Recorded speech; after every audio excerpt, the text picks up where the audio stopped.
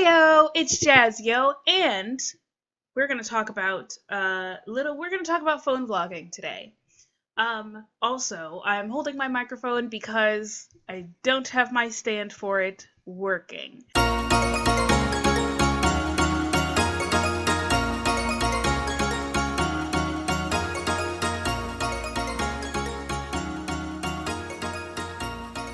So anyways, I'm going to talk a little bit about phone vlogging because you'll see a lot of videos on YouTube that are about phone vlogging and how to vlog with your phone and how to create a YouTube channel using your phone, because we all know that you don't need fancy equipment to start a YouTube channel, and you definitely don't need a top-of-the-line smartphone to do it either.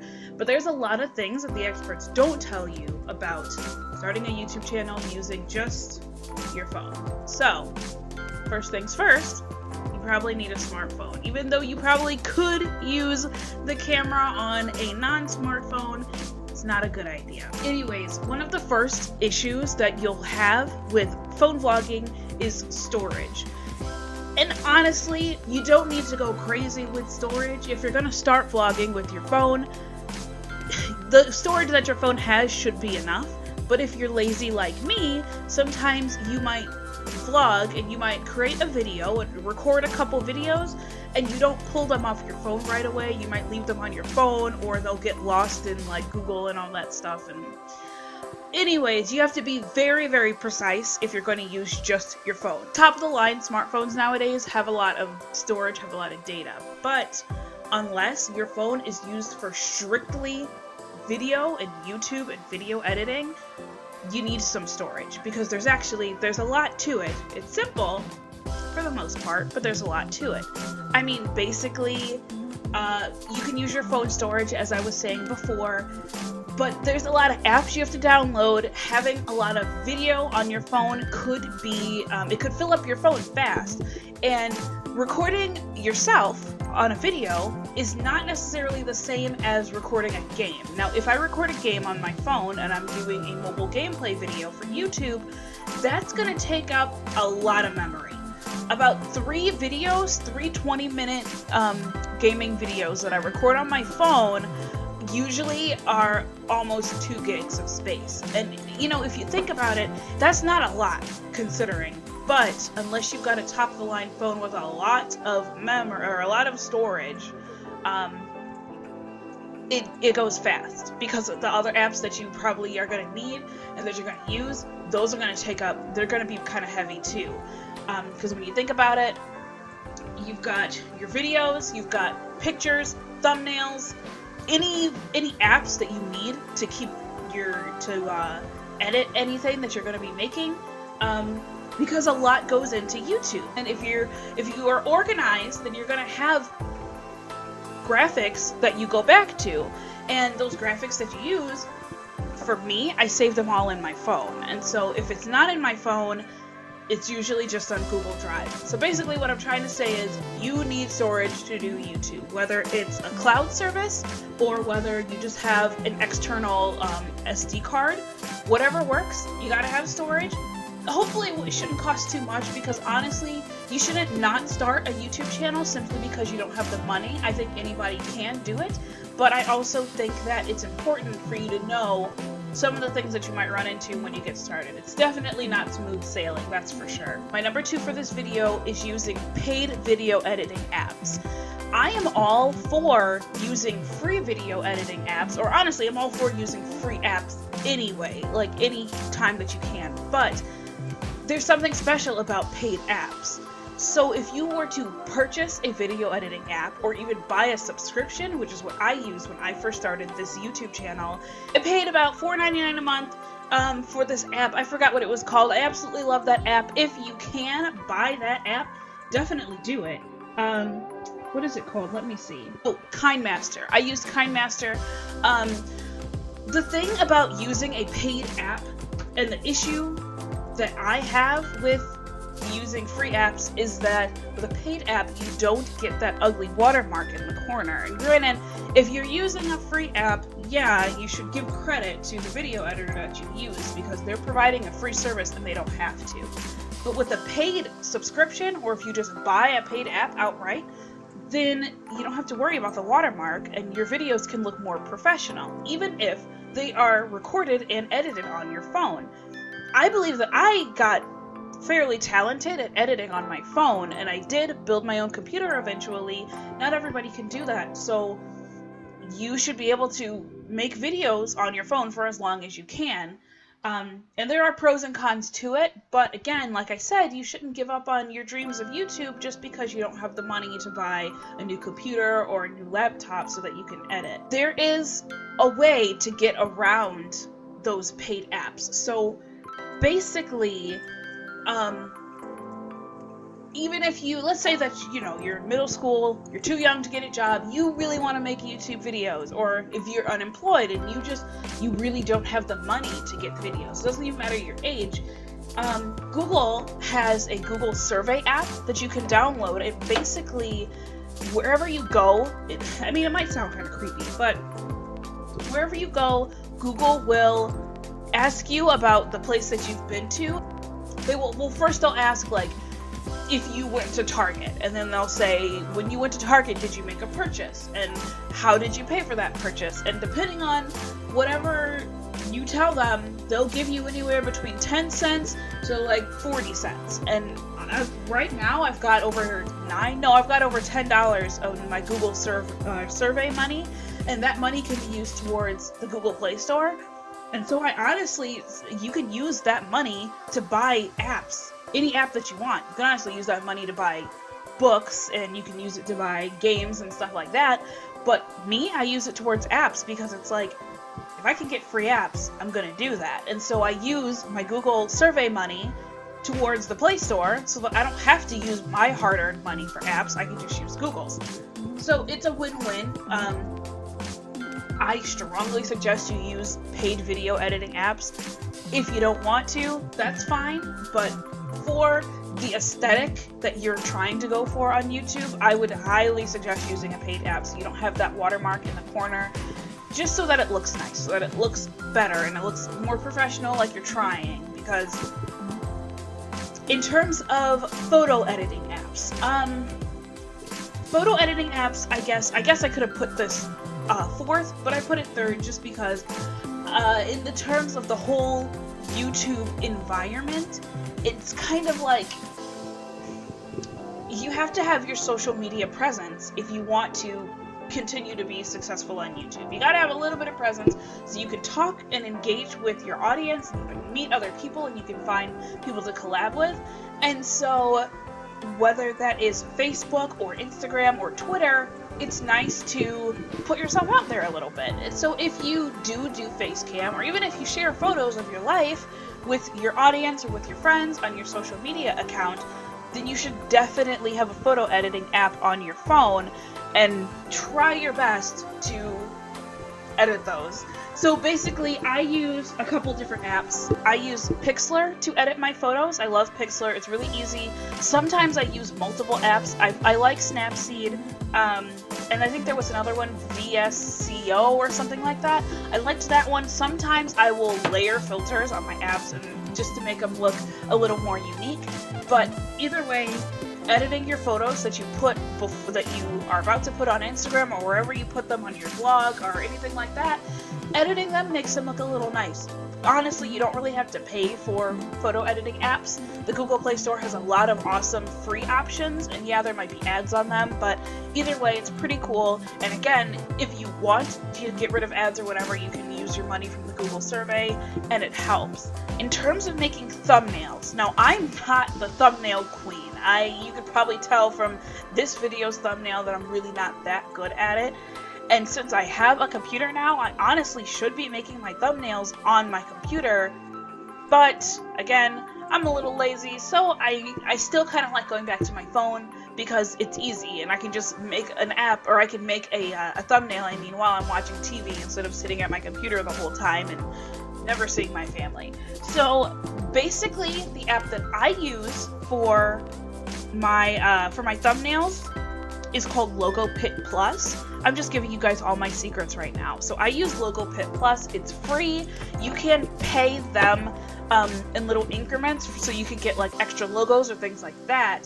But Logo Pit Plus is a free app that you can use.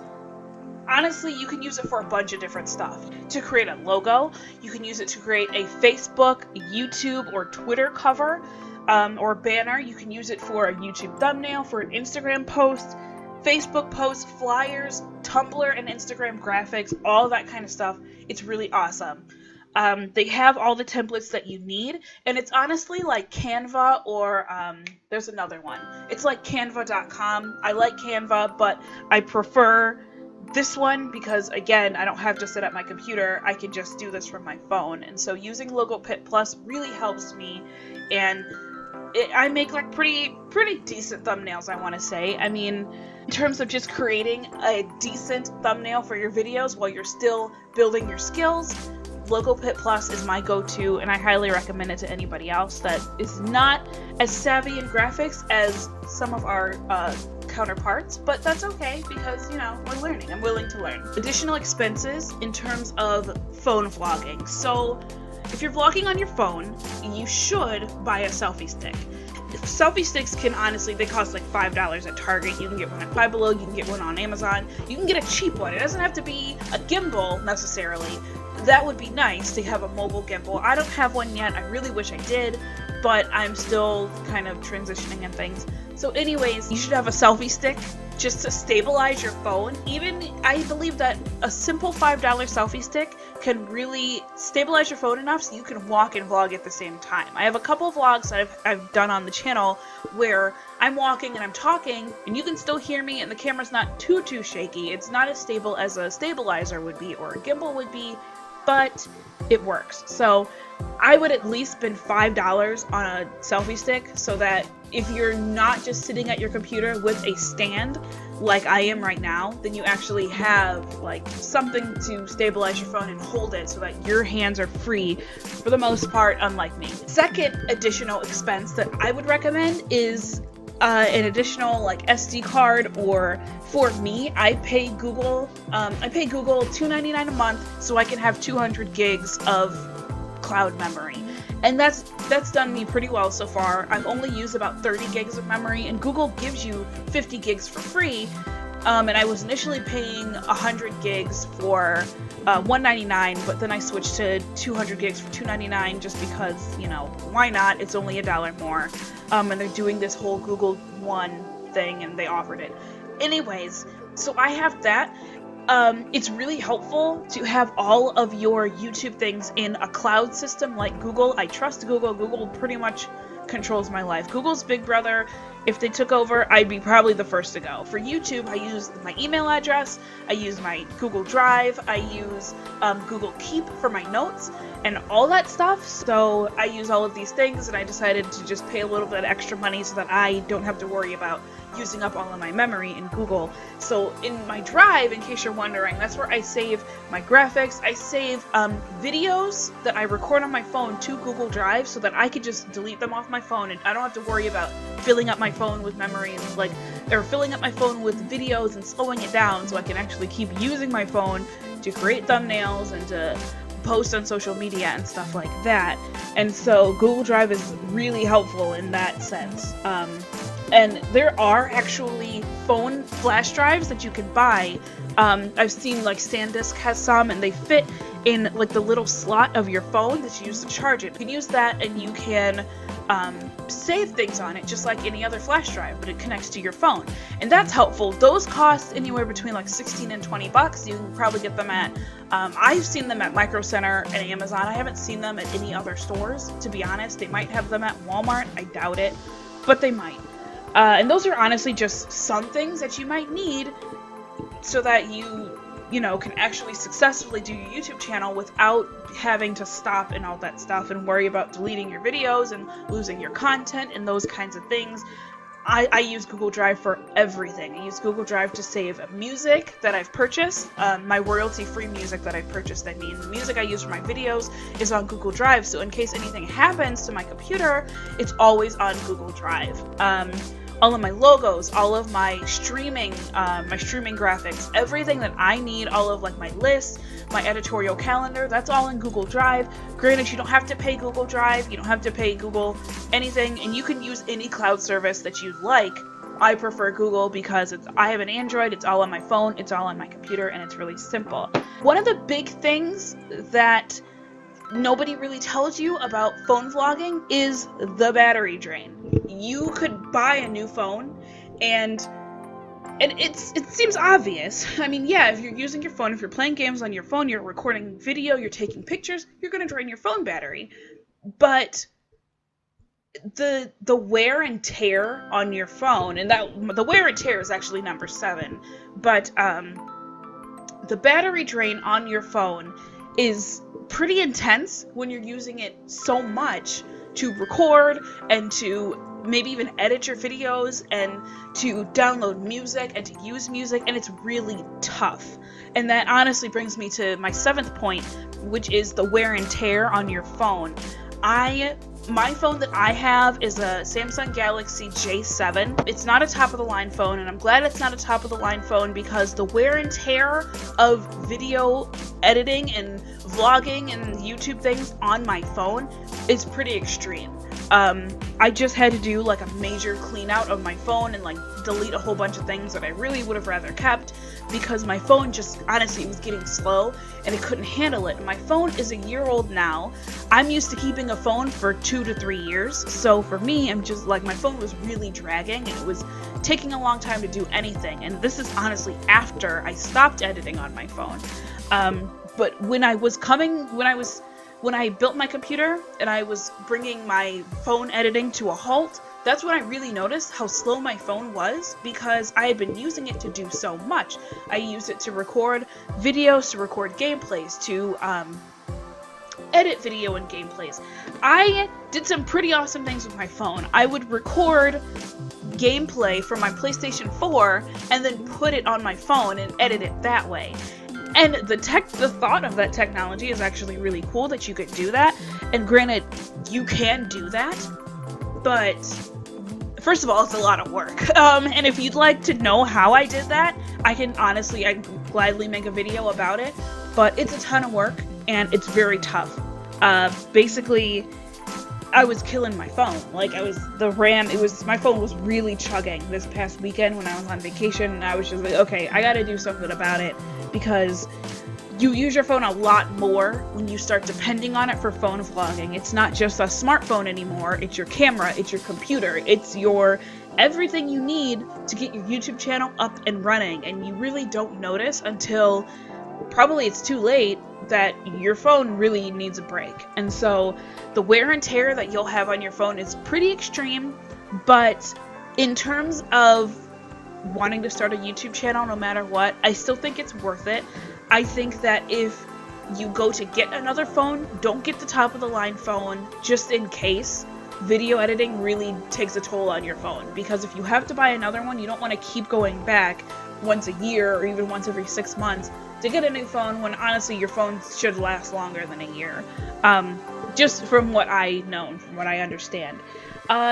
Basically, that's everything that I have about phone vlogging. It's a lot of things that the experts don't tell you about vlogging on your phone. Vlogging on your phone is, I don't want to say it's easy. It's not easy. Vlogging on your phone is easy. Editing on your phone is incredibly tough, and you have to have a lot of patience to do it. From just trying to get everything that you need onto your phone and making sure that your videos still look of the same quality as your YouTuber counterparts that are using a computer, it's tough. It's very tough, and especially if you don't have the money to buy expensive apps so that you can actually edit them and do it right, it's tough. But honestly, if you're just starting out and you want to give it a try, then yeah, you can use the free apps, you can do whatever you want. It's whatever works for you. But I didn't want to give you guys a heads up about phone vlogging just because it's not as simple as they say, and it's definitely not as easy, and it will definitely take a toll on your phone. But if it's worth it, it's worth it.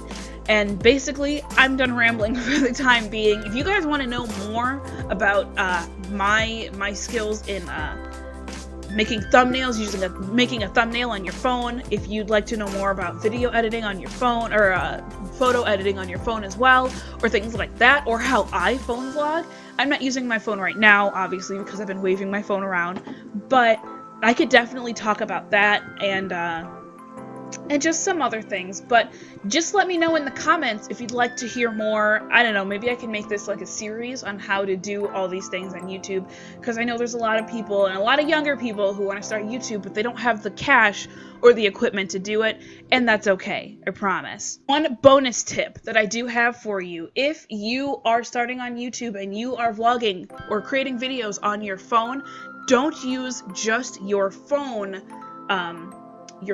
microphone. It's your phone microphone.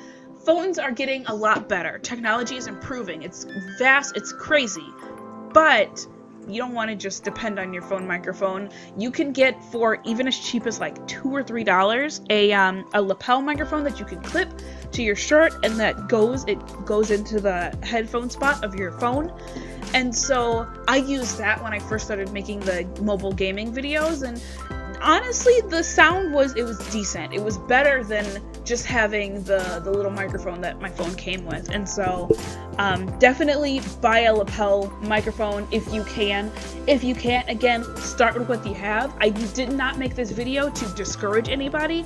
I honestly made this video to inform, and I would like everyone to let me know in the comments if you need any other help, if you want any other tips or more videos like this. Please let me know. If you liked it, please leave a like, say Ayo in the comments, and subscribe if you would like to see more. And I will see you next time.